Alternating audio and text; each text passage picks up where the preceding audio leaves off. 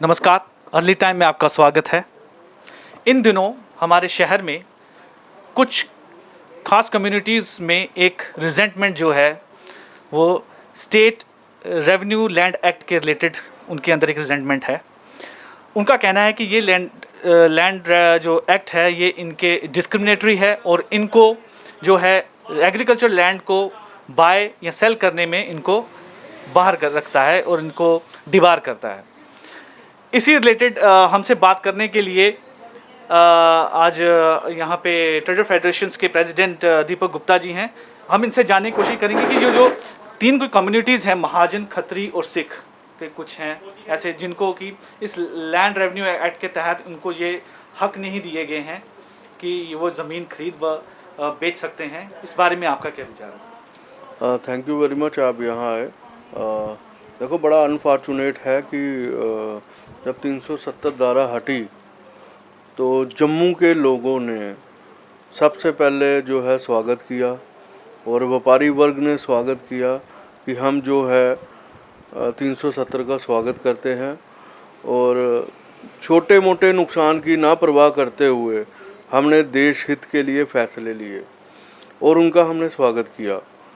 और बड़ी खुशी हुई कि 70 सालों के बाद हम भारत का हिस्सा बने। और ऐसे तो ऑलरेडी हम थे लेकिन किताबों में नहीं थे। और एक तिरंगा, एक निशान, एक विधान की जो बात थी वो 370 हटने के बाद ही लागू हुई।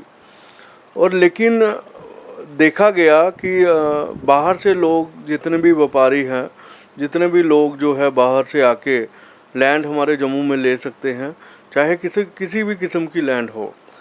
और उसमें कमर्शियल सेक्टर में भी ले सकते हैं, रेजिडेंशियल सेक्टर में भी ले सकते हैं और हर एक सेक्टर में ले सकते हैं। लेकिन जो हमारे यहाँ पे महाजन बरादरी है ख़ास तौर पे, वो एग्रीकल्चर लैंड नहीं ले सकती। पहले ये था कि 4 कनाल के ऊपर कोई भी एग्रीकल्चर लैंड जो है नहीं खरीद सकता था। चलो, वो ठीक था कि 4 कनाल का जो रूल था वो हमें भी समझ आता था। लेकिन ऐसा क्या हो गया कि हम 1 मरला 2 मरला एग्रीकल्चर लैंड जो है नहीं ले सकते। और आपको ये बताते हुए मुझे दुख है कि हमारे जम्मू में जितनी भी है 70% लैंड जो है एग्रीकल्चर लैंड है।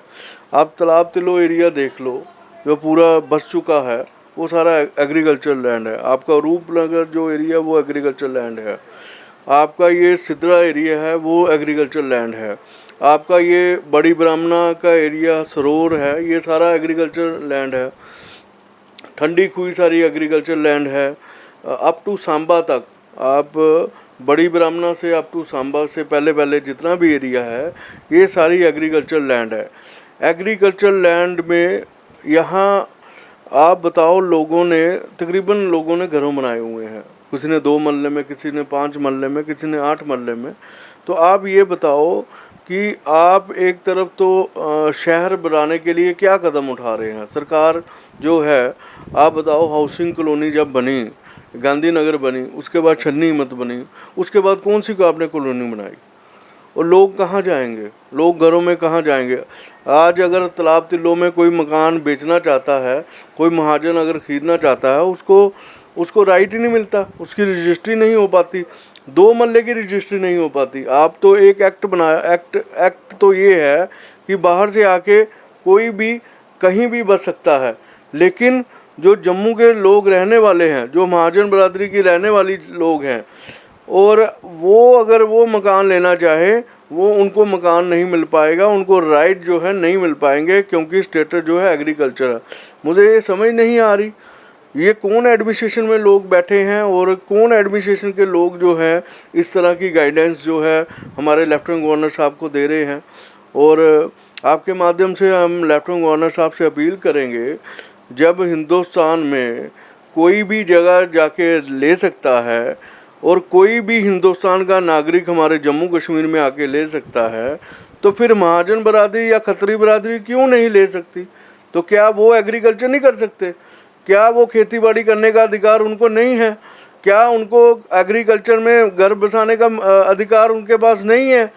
ऐसा नहीं है। एग्रीकल्चर का जो लैंड लॉ था वो ये था कि अगर आप 2 कनाल से ऊपर अगर आपने ज़मीन लेनी है तो वो आपके नाम ट्रांसफ़र नहीं होती थी, क्योंकि जो एग्रीकल्चर लैंड है वो ख़त्म ना हो पाए, ऐसा लॉ था। तो हमें भी समझ आता था कि अगर 2 कनाल से ज़्यादा लेना तो फिर वो जो है वो माफिया है, वो एक्वायर कर रहा है। अभी आपने ये लॉ ला दिया कि अगर आपने 2 मरला भी जो एग्रीकल्चर लैंड रजिस्ट्री करवानी है वो महाजन नहीं करवा सकता। अब एक ही देश में 2 कानून कैसे?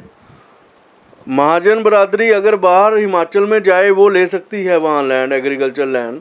अगर वो दिल्ली में जाए वो वहाँ एग्रीकल्चर लैंड ले सकती है। लेकिन जो जम्मू की महाजन बरादरी है वो अपने ही स्टेट में एग्रीकल्चर लैंड जो है नहीं मिल सकती। ये कौन सा कानून है? तो इसमें आप ये कहेंगे कि आर्टिकल 370 के एब्रोगेशन के बाद, जिसका कि सबने स्वागत किया और खासकर बिजनेस कम्युनिटी ने भी बहुत स्वागत किया, तो उसका एक तरह से किसी तरीके का कोई लाभ नहीं हुआ? नहीं, ऐसा नहीं है कि लाभ नहीं हो, ये नहीं मैं कह सकता। कि आप देखो कि जो हमारे अगर देश हित की बात करूं, अगर मैं देश की हित की बात करूं, व्यापारी को तो लॉस हुआ ही हुआ 370 के बाद। लेकिन मैं अगर देश हित की बात करूं तो मैं कहूं कि 370 जो है हमारे जम्मू कश्मीर में अच्छी पहल हुई है। हमारे जम्मू कश्मीर में आतंकवाद में कमी आई है, पत्थरबाजी में कमी आई है। जो हमारे हुर्रियत नेता थे, जो हमारे अलगवादी नेता थे, वो तरह तरह की बातें कर रहे थे। आज जो है मैं समझता हूँ उस तरह की बातें नहीं हो रही हैं। और आप देखो जो हमारा कश्मीर सेक्टर था वो भी हमारे भारत की ओर जो है बसने के लिए तैयार है। भारत की बातें जो है मान रहा है। कश्मीर के लोग यूपीएससी में फर्स्ट आ रहे हैं और पढ़ाई में फर्स्ट आ रहे हैं, नौकरियां उनको मिल रही हैं। ऐसा नहीं मैं कह सकता। हाँ, लेकिन जहाँ कमी है वहाँ कमी भी मैं बताऊंगा। मतलब ये कहेंगे कि जम्मू के संदर्भ में, हालांकि आप बिल्कुल सही कह रहे हैं कि टोटलिटी में तो ये होना चाहिए था, ताकि जम्मू कश्मीर जो अलग अपने आप को कुछ लोग मिलके कह रहे थे कि अलग है ये, तो एक तरह से उसका पूरी तरह से वो एक क्लियर हो गया कि ये तो इंडिया का पार्ट है। लेकिन जम्मू के संदर्भ में अगर यहाँ की डेवलपमेंट, यहाँ के लोगों को और ज़्यादा प्रोत्साहित करना कामकाज के लिए, जैसे ये इशू है रेवेन्यू वाला इशू आपने बताया, लैंड एक्ट वाला, तो इस मामले को लेकर फिर आप कहेंगे कि अभी तक कुछ उस तरीके का महसूस नहीं करवा रही है गवर्नमेंट की ये लोग यहीं के हैं और इनको मिलना चाहिए, बेनिफिट मिलने चाहिए? ऐसा है कि अगर देश हित की बात करूं तो मैं समझता हूं 317 हटा है तो वो बड़ा अच्छा हुआ है। अगर मैं जम्मू संभाग के बारे में बात करूं, कुछ प्रोजेक्ट जो है अभी भी रुके हैं जिनके कारण हमारे जम्मू में डेवलपमेंट नहीं हो रही है। आप देखो मानसर लेक है, हमारी सूरीसर लेक है, और पटनीटॉप का अगर प्रोजेक्ट अगर इन्होंने बनाया होता तो मैं समझता हूँ हमारा टूरिज़्म सेक्टर काफ़ी बड़ा होता। वाघा बॉर्डर अगर इन्होंने अमृतसर की तरह जो वाघा बॉर्डर खोला होता तो जो लोग हमारे माता वैष्णो देवी के पास आते हैं वो वाघा बॉर्डर के दर्शन करते। मैं समझता हूँ टूरिज़्म सेक्टर में कमी रही है। उन्होंने अच्छी तरह से हमारे जम्मू में टूरिज़्म सेक्टर को डेवलप नहीं किया, ये मैं ज़रूर मानता हूँ। लेकिन अगर आप बिज़नेस फ्रेमिलिटी की बात करूं तो बिज़नेस फ्रेमिलिटी में भी काफ़ी नुकसान हुआ है 370 के बाद। 370 हटने के बाद 3 महीने हमारी दुकानें बंद रही। उसके बाद कोविड-19 वेव आ गई, उस समय हमारे जो टूरिज़्म सेक्टर को नुकसान हुआ, हमारे बिज़नेस इंफ्रास्ट्रक्चर को नुकसान हुआ, नॉन एसेंशियल सप्लाई को नुकसान हुआ।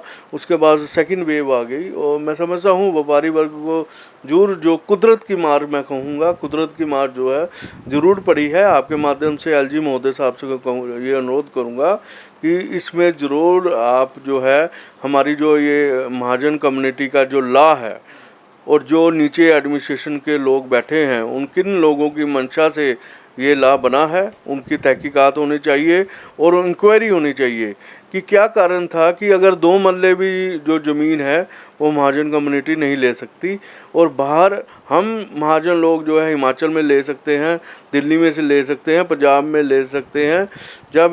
जब पूरे हिंदुस्तान में एक कानून है तो हमारे जम्मू कश्मीर में अलग कानून क्यों है, ये बात ज़रूर मैं रखूँगा। तो जैसे कि प्रेसिडेंट साहब ने कहा कि कुछ लोगों की शायद मंशा जो है वो ठीक नहीं है इस पर्टिकुलर कम्युनिटी को लेकर।